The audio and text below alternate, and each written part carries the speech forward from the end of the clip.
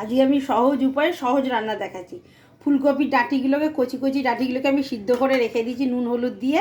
এরপর আমি কড়াই তেল দিয়ে দিয়েছি। এবার আমি দিয়ে দিলাম কালো জিরে। কালো জিরার পর আমি এগুলো দিয়ে দেবো, একটু ভাজা ভাজা করে নেব কপির ডাঁটিগুলোকে।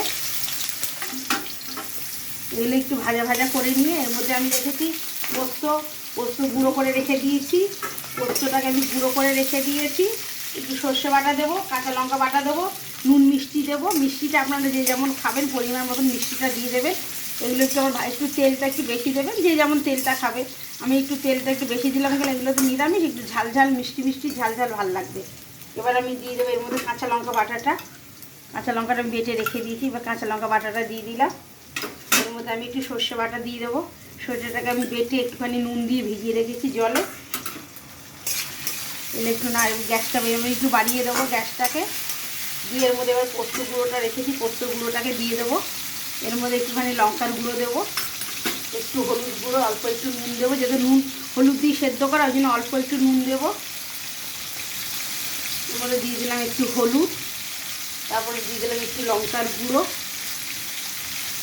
এগুলো একটু ভাজা ভাজা হয়ে যাবে, ভাজা ভাজা একটুখানি দিয়ে দেবো। এর মধ্যে একটু দেবো মিষ্টি, এর মধ্যে দেবো মিষ্টি। মিষ্টিটা কেউ দিতেও পারে নাও দিতে পারে, যেহেতু নিরামিষ আমরা একটু মিষ্টি মিষ্টি খাই ওই জন্য একটু মিষ্টি দিয়ে দিলাম। এবার একটুখানি অল্প একটু জল দিয়ে দেবো এর মধ্যে।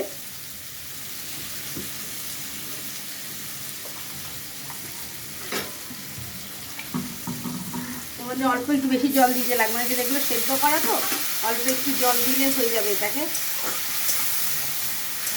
এখানে আমি জল দিয়ে দিলাম একটুখানি। এবার এগুলো সেদ্ধ করা যেটা ওইগুলো হয়ে এসছে।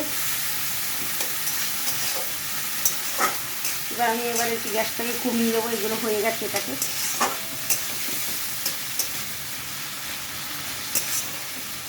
একটু ফুটে যাবে, এবার আমি নামিয়ে দেবো ওটাকে।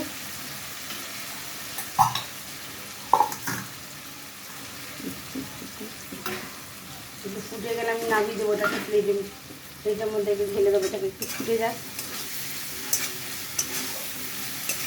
এবার আমি গ্যাসটাকে আরেকটু বাড়িয়ে দিলাম।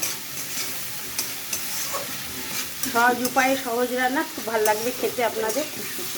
একটু শুকনো শুকনো হলে ভালো লাগবে এটাকে। এবার শুকিয়ে এসেছে, এটাকে আমি এবার নামিয়ে দেবো প্লেটে।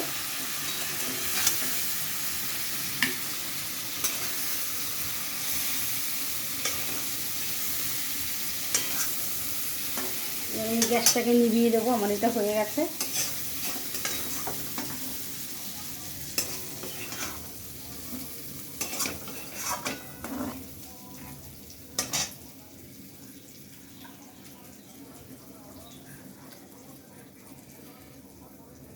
আমার হয়ে গেল কচি কচি ফুলকপি ডাঁটি, সহজ উপায় সহজ রান্না। আপনার যে যেখান দিয়ে দেখছে আমার রান্নাটাকে শেয়ার করবেন, লাইক করবেন, কমেন্ট করবেন, সাবস্ক্রাইব করবেন, তাহলে আমার খুব ভালো লাগবে।